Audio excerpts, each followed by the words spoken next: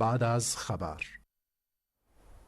بسم الله الرحمن الرحیم. درنو لیدونکو او اوریدونکو د سلام په وړاندې کولو سره زه محمد شفیق وردګ له خپلو درنو میلمنو سره له خبر وروسته خپرونه کې ستاسو په چوپړ کې لکه څرنګه چې خبر یاست د قطر په پلازمینه دوحه کې د افغان دولت او وسله والو طالبانو د استازو ترمنځ د پخلاینې یا بین الافغاني خبرې روانې دي.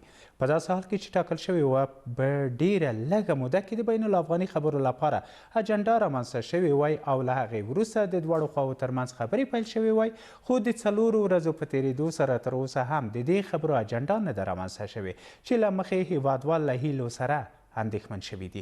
په دې هکله چې د بین الافغاني خبرو پر وړاندې ستر خنډونه څه دي، ولې تر اوسه دواړه خواوې د اجنډا په رامنځته کولو سره هوکړې ته نه دي رسېدلې، د اجنډا په رامنځته کولو کې اختلافاتو ته په کتو سره به د پخلاینې خبرې څومره بریالۍ وي او داسې نور. په بحث کې راسره ګډون کړی د سیاسي چارو شنونکي ښاغلي لطیف آرش او د ټلیفون له لارې به راسره مل وي د سیاسي چارو کارپو او د پوهنتون استاد محمد شفیق امین. آرش صاحب ستړي مه شئ، پخیر راغلی. آرش صاحب، تر اوسه د تماس ډلې له لوري اجنډا نه ده ټاکل شوې، له دې سره چې څلور ورځې تېرې شوي دي. د دغو اجنډا په ټاکلو کې یا د ټاکلو په لاره کې ستر خنډونه څه شی کیدای شي؟ جناب وردګ صاحب، په لومړي سر کې تاسو تخنیکي همکارانو ته همدارنګه لیدونکو ته سلامونه او نیکې هیلې. په لومړي سر کې اجازه راکړئ د تخار د کلفګان ولسوالۍ کې چې پرون کوم برید وشو او د هغه په نتیجه کې زموږ عام افغانان شهیدان او ټپیان شول، له 100 نه زیات دوکانونه وسوځېدل. زه دغه شهیدانو ته فردوس جنت غواړم، ټپیانو ته عاجله شفا، دې کورنۍ ته زه جمیل صبر غواړم. په د خفګان کې ټول افغان ولس سره شریک دي. زه باید دا ووایم چې دغه مذاکرات چې اوس روان دي د امریکایانو د فشار په نتیجه کې دي. په افغان حکومت باندې مستقیم فشار ده، په طالبانو باندې غیر مستقیم فشار ده، هم د پاکستان له لارې، هم د قطر له لارې، هم د نورو جهاتونو لارې چې هغه د امریکایانو فشار پې واردېږي. نو د فشار په نتیجه کې چې کوم مذاکرات یعنې ډېر په عجله باندې شروع شول، دغه یو عامل ده چې دلته د اجنډا نشته. یوه. دویمه خبره، د افغانستان کشاله 40 کلنه شوه او د طالبانو د دولت اوسنۍ کشاله 20 کلنه شوه. نو 20 کاله چې جنګېدلی دا به ډېر سخت دی چې په ډېر نږدې راتلونکي، یعنې دا توقع به په ځای نه وي چې ډېر زر د اجنډا رامنځته شي. زه فکر کوم د اوسنی حالت چې ده آرامش قبل از طوفان چې ورته په فارسي کې دا همغه حالت ده. که چېرته اجنډا هغه شي، زه فکر کوم چې ممکن په لومړي کې دا نظریات دومره سره لرې وي چې راټولول یې سخت دی. که اجنډا مطرح کیږي نو افغان لوری او د طالبانو غوښتنې به سره بیلې وي او ممکن متضادې وي. په دغه اجنډا کې به د دواړو خواوو غوښتنې، اصلي غوښتنې څه وي چې تر اوسه یې له امله اجنډا هم ځنډېدلې؟ زه فکر کوم افغان دولت اولینه غوښتنه به اوربند وي. که چیرته اوربند وشي او یا ومنل شي، نو دغه پرون چې په کلفګان کې کومه پیښه شوې ده دا به نه وه تکرار شوې او د موږ وطنوال چې په کلفګان کې په شهادت رسېدلي دا به ژوندي وای. نو د لپاره زه فکر کوم اولینه غوښتنه د افغان دولت اوربند ده. خو د طالبانو اولینه غوښتنه ممکن د راتلونکي نظام په نوعیت باندې خبروي او ممکن د عبوري حکومت د تشکیل خبروي او طالبان په دریمه کچه کې دا وایي چې د عبوري حکومت د رامنځته کېدو نه وروسته له هغه حکومت سره به موږ اوربند کوو. له دو حکومت سره د لپاره اوربند نه کوو چې یو خو 20 کاله ورسره جنګېدلي یاستو، بل دا چې د طالبانو له نظره دا د امریکا تر سیوري لاندې جوړ شوی حکومت ده. نو د سره که چېرته موږ خبرې وکړو د موږ قمندانان جنګیالي ممکن دا ونه زغمي او یا هم ځینې شرعي دلایل ورته وړاندې کړي. د طالبانو غوښتنې به دا وي. دا دواړه غوښتنې که چېرته څه چې ما ویل همداسې وي نو تقریبا که تاسو ته ووایم متضاد دي. په دغه 2 ورځو کې د افغان حکومت لوړپوړو چارواکو همدارنګه لومړي معاون ویلي چې د نظام د نوعیت او د تغییر په اړه اصلا دا موږ سرې کرښې دي او په دا اړه موږ یعنې د بدلون په اړه موږ فکر نشو کولی.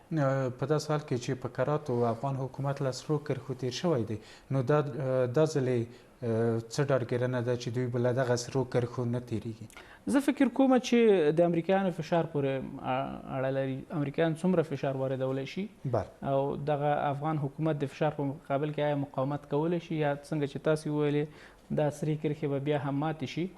خو بیا هم زه فکر کوم افغاني بین الافغاني مذاکرات ډېر پیچلي دي جناب وردګ صاحب. یعنې که موږ تاسې په جزئیاتو ته لاړ شو نو ډېرې داسې مسلې شته ده چې که چېرته دواړه خواوې انعطاف ونه ښیي نو ممکن دغه خبرې له بنبست سره مخ شي. ډېره زیاته مننه. بیرته راګرځو ارش صاحب. استاد سلامونه مو ومنئ. سلامونه تاسو ته درانه مېلمه ته او ټول اورېدونکو. وعلیکم السلام. استاد هماغه پوښتنه چې له ارش صاحب څخه وکړه، څلورمه ورځ ده چې په قطر کې پر اجنډا هوکړه نه کیږي. د اجنډا په لاره کې ستر خنډونه څه کیدلی شي او د دغه په اجنډا کې د دواړو خواوو اصلي غوښتنې به څه وي؟ ګورئ، زه فکر کوم چې دواړه خواوې هڅه کوي چې هغه د خپلې خوښې وړ مسایل په اجنډا کې ځای په ځای کړي. له شک پرته د جګړې دواړه خواوې له سولې نه متفاوت تعریف لري. هغه مسایلو ته په کتو سره چې د دواړو خواوو په لیدلوري کې پکې توپیر لیدل کېږي، زه فکر کوم چې اجنډا جوړول هم یو ستونزمنه مسله ده. بله. اما دغه لومړنیو پرمختګونو ته په کتو سره چې د کارګرانو په طرزالعمل په رابطه او د تقسیم اوقات په رابطه رامنځته شوي دي او دا چې دواړو لورو ټینګار کړی دی چې په پیغام باندې باید د یو بل خبرې واورو او مذاکرات باید مخته ولاړ شي. زه فکر کوم یو لړهیلې شته دي چې دواړه خواوې به د اجنډا پر سر باندې بالاخره هوکړې ته رسیږي. اما ښایي چې یو څه چمي پکې رامنځته شي او زمانګیرې وي دغه بحث، ځکه چې ډېر پیچلي مسایل باید په اجنډا کې ځای پر ځای شي. مننه استاد. مننه. لکه څنګه چې ارش صاحب هم اشاره ورته درلوده، د دواړو خواوو ترمنځ اختلافات ډېر او ژور دي. څه فکر کوئ دغه اختلافات به په ډېرې اسانۍ سره هوار شي یا له ستونزو سره، او دغه اختلافات کولی شي د قطر بهیر له صفر سره ضرب کړي؟ نه، زه فکر کوم چې دواړه لوري په دې باندې پوه شوي دي چې یوازینۍ او ښه لاره د ستونزو د حل سوله ده او جګړه د دواړو لپاره، یعنې د دواړو خواوو لپاره ډېره ګرانه پرېوځي او موږ ګورو چې تقریبا 2 لسیزې دواړه لوري په جګړه کې دي سره، او دغه جګړه د دې باعث شوې ده چې د دواړو خواوو په ارادو کې بدلون رامنځته شي او د سولې خواته میلان وښیي. دې مسلې ته په کتو سره او دا چې دواړه خواوې د افغانستان د راتلونکي لپاره هیلې لري او دا چې بهرنیان دلته ښکیل دي او مهم لوبغاړي لکه د امریکې متحده ایالات، هغه هم که څه هم ظاهرا د بین الافغاني خبرو اترو په ترڅ کې ځان بېطرفه ښودلی دی، خو زه فکر کوم چې هغوی په جدي توګه مسایل څاري او هغه لازم فشارونه به له هغې نه به کار واخلي تر څو هغه خنډونه چې د بین الافغاني خبرو اترو په وړاندې رامنځته کیږي هغه له منځه یوسي. زه فکر کوم چې هیلې ډېرې دي چې له پیچلتیاوو سره سره به بین الافغاني مذاکرات پرمخ ځي او د حل لارې به پیچلو مسایلو ته راپیدا کړي. مننه استاد.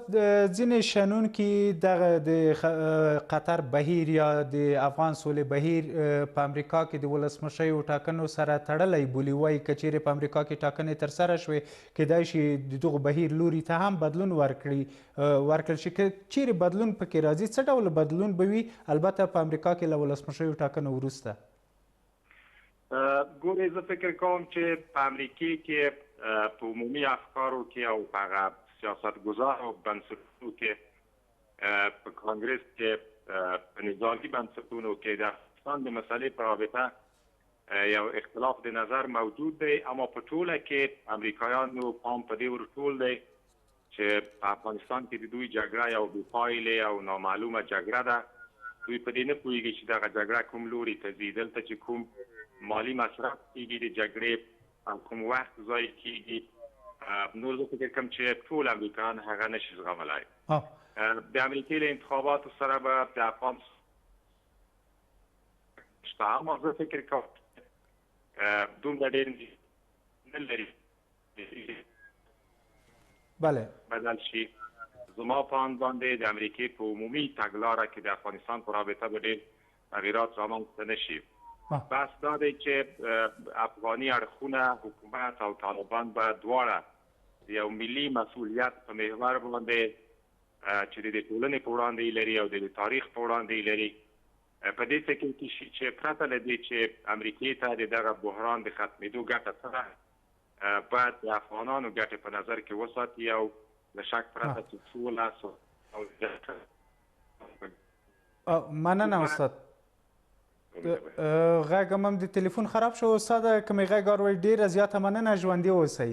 مخې ته هم ټول ودان خوشحاله اوسئ. مخې ته ښه. ارر صاحب ویل شوي څنګه چې تاسو مخکینیو خبرو کې ورته اشاره درلوده چې دغه خبرې به اوږدمهاله وي په داسې حال کې چې افغانان په ډېرې هیلهمندۍ سره دغه هوکړې ته شیبې شمري او همدارنګه د دوی ترڅنګ اندېښمن هم دي. په لنډو ټکو کې که ووایئ په داسې حال کې چې له امریکا سره دغو خبرو نږدې 2 کاله وخت ونیوه یا 1.5 کال، د افغانانو ترمنځ به دغه خبرې تر کله روانې وي؟ زه فکر کوم دا یوه برخه دته مربوطه ده چې د امریکایانو فشار به په د مورد کې څومره وي. یعنی امریکایان غواړي چې دغه مسله زر حل کړي که ویې غړنجوي. دغه اوسنۍ اجماع چې جناب وردګ صاحب په کور دننه رامنځته شوې دا د افغانانو د هڅو په نتیجه کې نه ده رامنځته شوې.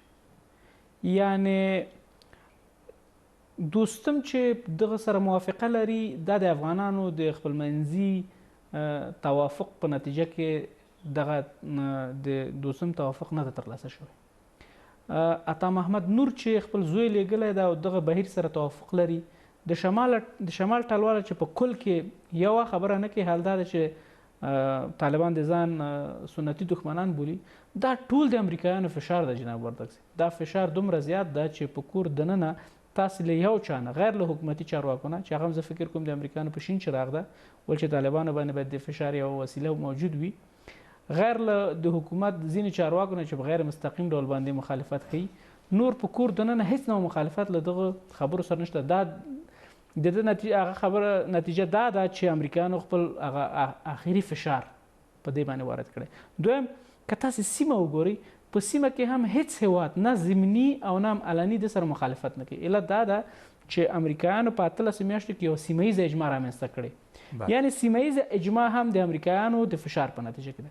په نړیواله سطح کې هم هیڅ چا مخالفت ونه ښوده. حتی فرانسې چې عسکري وژل شوي او د بندیانو له خلاصون سره هغه درلوده، د ټرمپ او د مکرون د توافق په نتیجه کې ومنله چې دا باید خوشي، فقط یو ویې غندله.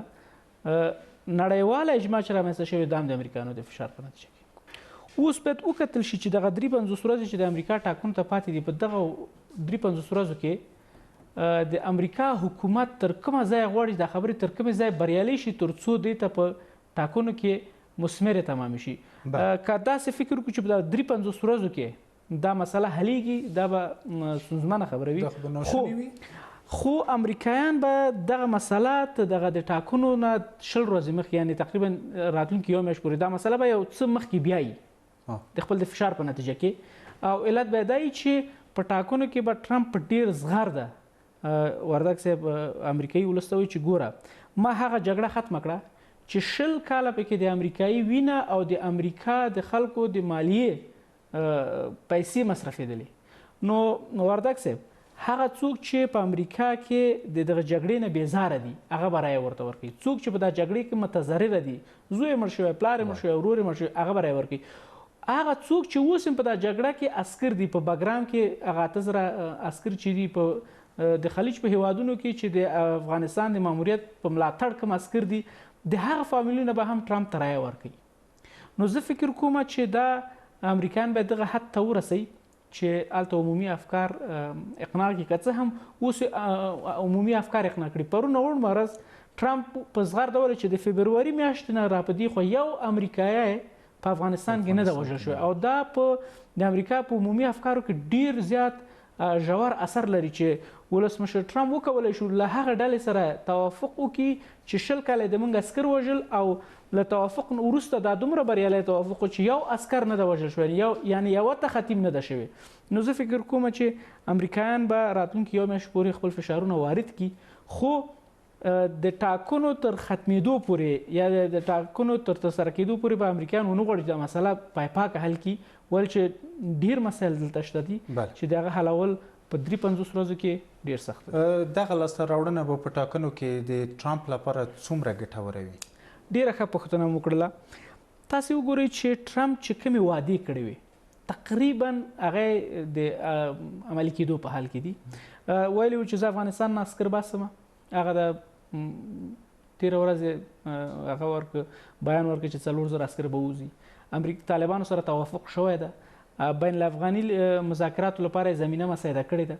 نو مختلف طیفونه په امریکا کې به دغه کار په نتیجه کې ټرمپ ته رایې ورکړي. یوه خبره. بل کار چې کړی ده یعنی غیر له د افغانستان د سولې، اسرائیل چې په سیمه کې د امریکا ډیر مهم هیواد د امریکا لپاره او د یهودو او د صهیونیزم لابي په امریکا کې ډیره قوي ده. د پردې تر شا کولی شي ډیره مالي مرسته وکړي، همدارنګه رسنۍ په اختیار کې دي، انټرنیټ په اختیار کې ده، کولی شي د هغه نومان لپاره چې دوی په نفع باندې کار وکړي ټاکنو کې مثبت رول ولوبوي. د اماراتو او د اسرائیلو ترمنځ د اړیکو چې په دغه وروستیو کې بحرین ورسره بالکل د بحرین خبره دا زه فکر کوم چې ډیر مثبت رول لوبولی شي. نو بنان د افغانستان سوله مساوي ده د امریکا ټاکنو ته. که ټاکنې کیږي جناب وردګ صاحب او ټرمپ راځي یا بایدن راځي، بیا به دغه لیدلوری د افغانستان په اړه یو څه بدل وي. اوس امریکایان ډیر عجله لري، د عجلې څرکونه لیدل کیږي. تاسو وګورئ په دومره بوخت وخت کې پامپیو خپله راځي نو دا مسله مطرح کوي او خلیلزاد اوس هم هلته شته ده. همدارنګه د امریکا هغه ډیپلوماتیک نهادونه تلاش کوي چې دا مسله یو مثبت لوري خواته بوځي. خو که چېرته ټاکنې ترسره کیږي ټرمپ یا بایدن راځي نو دغه مسله به تر یو حده پورې بدله وي. اوسنی فشار به چې تر ډیره حده پکې عقلانیت او منطق نشته، فقط د نتیجې ورکولو مسلې هغه به پکې نه او پروسه به یو څه بدلي. نو ارش صاحب تاسو ورته اشاره درلوده چې بدلون به کوي دغه بهیر د ټاکنو نه وروسته. دغه بدلون او په خپله د افغانانو ترمنځ، البته هغه افغانان چې اوس په خبرو اخته دي، د دوی ترمنځ اختلافاتو ته په کتو سره دغه د فشارونو کمښت او دغه اختلافات د سولې بهیر له صفر سره ضرب کولی شي. زه فکر نه کوم چې له صفر سره به ضرب کړي. خو که 14 میاشتې وبخښئ دغه باقي مانده وخت کې چې امریکایانو او طالبانو توافق کړی امریکایي عسکر ووځي او د طالبانو نظامی فشار په دولت همداسې وي، د ولسوالیګانو سقوط وي، د کابل د محاصرې مسله مطرح وي، اوس په کابل کې په ځینو څنډو کې طالبان حضور لري. نو که چېرته خدای مکړه دا خبرې ناکامه کیږي نو بیا به دا ګزینه مطرح وي چې طالبان به د نظامي یا د پوځي لارې نه دلته راځي او هغه به د امریکا او د نورو په مرسته.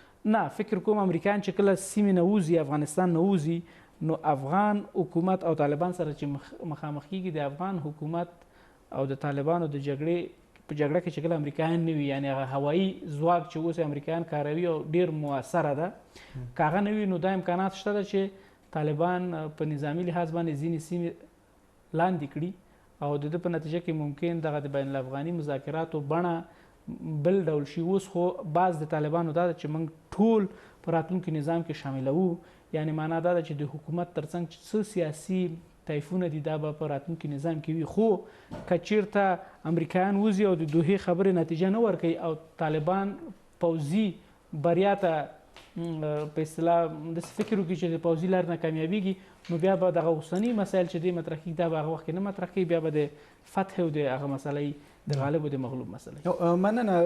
ارش صاحب منفي اړخونو ته لږ ډیره اشاره وشوه. راځي چې دغه یادونه وکړو چې د افغان حکومت او د طالبانو ترمنځ کوم هغه مثبت ټکي شته چې وي هوکړې ته سره پرې ورسېږي. بالکل دواړه خواوې وایي چې موږ جګړه نه غواړو، مسله د سولې لارې حل شي. دواړو لوري وایي چې افغانستان به د نورو ډلو لپاره د نیابتي جګړو لپاره میدان نه وي. طالبان په دې وروستیو کې ځینې مسایل نشر کړي دي، که څه هم په رسمي ډول د هغه تایید نه ده کړی، چې هغه کې ویل کېږي چې هغه جنګیالي چې په افغانستان کې دي، که څه هغه د تحریک طالبان پاکستان دي، که د هغه د القاعدې هغه دي، د هغه که چېرته اوسېږي دلته په د ملکي خلکو په صفت د هغه لپاره لوایح جوړ کړي او که چېرته بیرته خپلو سیمو ته ځي، یعنې دا ښیي چې طالبان جدي دي چې د افغانستان و نور د ترهګرو مرکز نه وي، یعنې هغه څه چې په 2001 کې د فکر کول چې القاعده په هر صورت چې کېږي باید موږ طالبان امریکایانو ته تسلیم نه کړو، اوس دغه فکر په طالبانو کې بدل شوی. دا دوه نور مهم ټکي دي. درېیمه خبره دا ده چې هم دولت هم طالبان وایي چې موږ افغانان خپل منځ کې سره جوړېدی شي، او زه فکر کوم دا امکان شته ده چې افغانان سره جوړ شي، هغه په دې شرط چې دواړه خوا انعطاف پکې ولري. یعنې حکومت ډیر په جمهوریت تاکیدونه کوي، طالبان ډیر په امارت تاکیدونه کوي، یو څه دی لنډ شي یو څه دولت لنډ شي، نو د دې امکانات شته چې دوی سره جوړ شي. ولې چې د خبرو یوه هغه مثبته نښه دا ده چې ارش صاحب په ډېرې بخښنې د وخته تاسو وایي چې دغه افغانان په خپلو کې اختلافات ډېر لري او امریکا د امریکا فشار دی چې افغانان اوس سرناست په خپلو کې سره خبره کوي. یوه مسله بله مسله که افغانانو انعطاف لرلی څه چې په بې پردې وغږیږو، په دغه تېرو 40 کلونو کې امریکا نه وه، نو خو افغانان هیڅ کله په دغه 40 کلونو کې سره جوړ نشول، نو له دې وروسته به دغه انعطاف څه رقم رامنځته شي؟ زه دا وایم ما په خپله خبرو کې د که خبره ماته راغله، که انعطاف وښیي، زه وایم که انعطاف وښیي نو د دې خو څه هیلهمندي شتون لري که دغه که کلمه عملي شي؟ ښه، زه وایم چې باید عملي شي. که چیرته افغان لوري کې چې کوم هغه تاثیرګذاره جهتونه دي، سیاسي ګوندونه دي، جهادي رهبران دي، دولت ده، او همدارنګه طالبانو کې چې دي، دوی به دغه بصیرت ته رسېدلي چې د 40 کلنه جګړه هېڅ ګټه نه ده کړې. که څه هم دوی په کانکریټي کورونو کې اوسېږي، خو بیا هم محفوظ نه دي. که تاسو په تېرو 20 کلونو کې وګورئ، دا د مقاماتو بچیان، زامن، خور، ورور دې هم وژل شوي دي. یعنې دا جګړه دا اور داسې نه ده چې عام افغانان پکې سوځېږي. اخواته که تاسې وګورئ، طالبان هم داسې نه دي چې مسؤول پاتې شوي. په تېرو 15 کلو کې د خپل ډېر هغه لوړپوړي قمندانان، حتی خپل رهبر یې لاسه ورکړ ملا اختر محمد منصور، او که چېرته جګړه اوږدېږي ممکن د نور تلفات وویني. بل دا چې که چېرته سوله کېږي نو سیمه کې ټیکاو راځي، ممکن افغانستان په اقتصادي لحاظ باندې پرمختګ وکړي. که چېرته دواړه لوري سیاسي عقلانیت نه کار واخلي، هغه کومې ایډیولوژیګانې چې د دې ترمنځ خط رامنځته کړی ده هغه نه لږ زره د انعطاف وکړي، دا امکان شته ده. او که چیرې د ده ترڅنګ یعنې چې د افغانانو خبره ده، د سیمې د هیوادونو مثبت رول هم مهمه ده. جناب وردګ صاحب، د سیمې هیوادونه باید لکه اوس چې کومه اجماع رامنځته شوې ده، حداقل په خوله وایي چې موږ د سولې طرفداره سو. که چېرته همدغسې طرفداري ادامه پیدا کړي او د نړۍ په سطح چې کوم هغه رامنځته شوی ده، اجماع رامنځته شوی دا ادامه ولري، نو دا امکانات شته چې دا خبرې مثبتې پایلې ولري. خو که چېرته افغانان لکه څنګه چې تاسې ویلې په 40 کلو کې جوړ نه شول، بیا هم همداسې سرتنبګي وکړي. د سیمې هیوادونه لکه په 80مه لسیزه کې چې د پردې تر شا د ګوندونو تر شا پورې ولاړ ول، هماغسې رول ولوبوي. یو تعداد راشي د جهادي رهبرانو شاته ودرېږي، یو تعداد د طالبانو تر شا، یو تعداد د دولت تر شا، نو دا جګړه به ادامه لري او سوله به نه کېږي. او که چېرته اروپا او امریکا لکه اوس چې دغه سولې لپاره کار کوي یا حداقل خپل ټاکنو لپاره غواړي ته سوله شي، که دغه رویې ته ادامه ورکړي، امکان لري چې په افغانستان کې نسبي سوله راشي. وردګ صاحب، که موږ دا فکر کوو چې افغانستان کې به دغه دایمي او مطلقه سوله راځي، زه فکر کوم دا توقع تر یو ډېره حده پورې ځای توقع نیولې چې د طالبانو علاوه حداقل یوه ډله شته ده چې افغانستان کې د جګړې لپاره یعنې جګړه کوي. هغه د اسلامي دولت د خراسان څنګه، یعنې پخواني داعش څنګه ده چې هغه تر څو برخلیک معلوم نه ده. آیا د سولې نه وروسته به طالبان جمع دولت وکولی شي چې دغه ډله افغانستان نه وشړي او پایپاکه یې له منځه یوسي، که نه هم دغه جګړه به روانه وي. حکومت خو ډاډګیرنه ورکړې وه چې کله طالبان له موږ سره یو ځای شي، نورې ترهګریزې ډلې نه شي کولی فعالیت وکړي. خو که چېرته زه وایم وشي، که چېرته وشي نو دا به یوه ښه پایله ولري. خو زه په دا اند یم چې د سولې وروسته به هم جګړه په خفیف شکل باندې ادامه لري. خو دا اوسنۍ خونړۍ جګړه چې هر ورځ له افغانانو نه قرباني اخلي، دا به تر ډېره حده پورې کچه راټیټه شي. ارش صاحب، ډېره زیاته مننه ژوندي اوسئ چې په دې بحث کې له موږ سره ګډون درلود. قدرمنو لیدونکو او اورېدونکو، ستاسو له ملتیا هم منندوی یم. تر بلې خپرونې مو الله عمل شه.